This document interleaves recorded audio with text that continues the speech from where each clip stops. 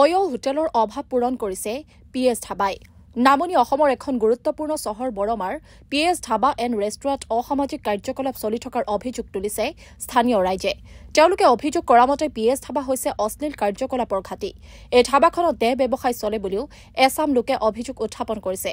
বৰমাৰ star city নামৰ ধাবাখনতো একেই কাণ্ড চলি থাকে বুলি স্থানীয় লোকে সতৰি কৰিছে। তেওঁলোকৰ অভিযোগ আৰু প্ৰমাণৰ ভিত্তিত প্ৰচাৰ কৰিছো এই খবৰ।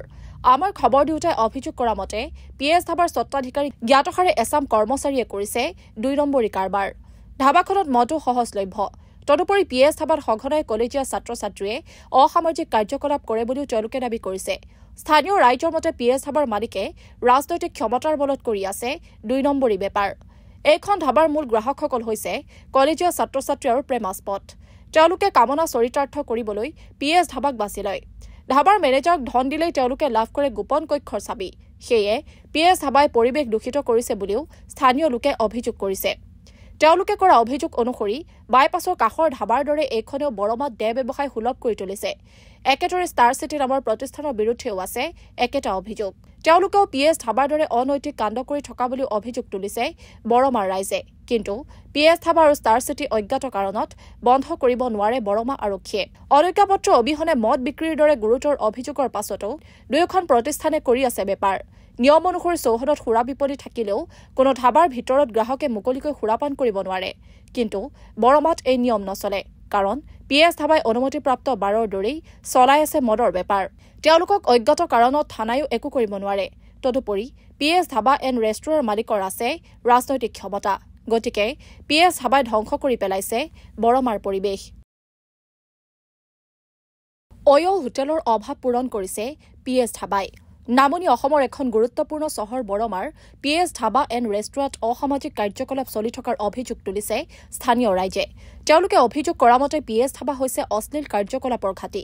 এই ধাবাখনত দেহ ব্যৱসায় চলে বুলিও এছাম লোকে অভিযোগ উত্থাপন কৰিছে। বৰমাৰ ষ্টাৰ চিটি নামৰ ধাবাখনতো একেই কাণ্ড চলি থাকে বুলি স্থানীয় লোকে সতৰি কৰিছে। তেওঁলোকৰ অভিযোগ আৰু প্ৰমাণৰ ভিত্তিত প্ৰচাৰ কৰিছো এই খবৰ। আমাৰ খবৰ দিওঁতে অভিযোগ কৰা মতে পিএছ ধাবাৰ স্বত্বাধিকাৰী জ্ঞাতসাৰে এছাম কৰ্মচাৰীয়ে কৰিছে ২ নম্বৰী কাৰবাৰ। ধাবাখনত মদো সহজলভ্য। তদুপৰি পিএছ ধাবাত সঘনাই কলেজীয়া ছাত্ৰ ছাত্ৰীয়ে অসামাজিক কাৰ্যকলাপ কৰে বুলিও তেওঁলোকে দাবী কৰিছে। স্থানীয় ৰাইজৰ মতে পিএছ ধাবাৰ মালিকে ৰাজনৈতিক ক্ষমতাৰ বলত কৰি আছে ২ নম্বৰী বেপাৰ। এইখন ধাবাৰ মূল গ্ৰাহকসকল হৈছে কলেজীয়া ছাত্ৰ ছাত্ৰী আৰু প্ৰেমাস্পদ। তেওঁলোকে কামনা চৰিতাৰ্থ কৰিবলৈ পিএছ ধাবাক বাছি লয়। ধাবাৰ মেনেজাৰক ধন দিলেই তেওঁলোকে লাভ কৰে গোপন কক্ষৰ চাবি। সেয়ে পিএছ ধাবাই পৰিৱেশ দূষিত কৰিছে বুলিও স্থানীয় লোকে অভিযোগ কৰিছে। তেওঁলোকে কৰা অভিযোগ অনুসৰি বাইপাছৰ কাষৰ ধাবাৰ দৰে এইখনেও বৰমাত দেহ ব্যৱসায় সুলভ কৰি তুলিছে। একেদৰে ষ্টাৰ চিটি নামৰ প্ৰতিষ্ঠানৰ বিৰুদ্ধেও আছে একেটা অভিযোগ। তেওঁলোকেও পিএছ ধাবাৰ দৰে অনৈতিক কাণ্ড কৰি থকা বুলিও অভিযোগ তুলিছে বৰমাৰ ৰাইজে। কিন্তু পিএছ ধাবা আৰু ষ্টাৰ চিটি অজ্ঞাত কাৰণত বন্ধ কৰিব নোৱাৰে বৰমা আৰক্ষীয়ে। অনুজ্ঞাপত্ৰ অবিহনে মদ বিক্ৰীৰ দৰে গুৰুতৰ অভিযোগৰ পাছতো দুয়োখন প্ৰতিষ্ঠানে কৰি আছে বেপাৰ। নিয়ম অনুসৰি চৌহদত সুৰা বিপণী থাকিলেও কোনো ধাবাৰ ভিতৰত গ্ৰাহকে মুকলিকৈ সুৰাপান কৰিব নোৱাৰে। কিন্তু বৰমাত এই নিয়ম নচলে, কাৰণ পিএছ ধাবাই অনুমতিপ্ৰাপ্ত বাৰৰ দৰেই চলাই আছে মদৰ বেপাৰ। তেওঁলোকক অজ্ঞাত কাৰণত থানায়ো একো কৰিব নোৱাৰে। তদুপৰি পিএছ ধাবা এণ্ড ৰেষ্টুৰেণ্টৰ মালিকৰ আছে ৰাজনৈতিক ক্ষমতা। গতিকে পিএছ ধাবাই ধ্বংস কৰি পেলাইছে বৰমাৰ পৰিৱেশ। News desk report, new Assam news.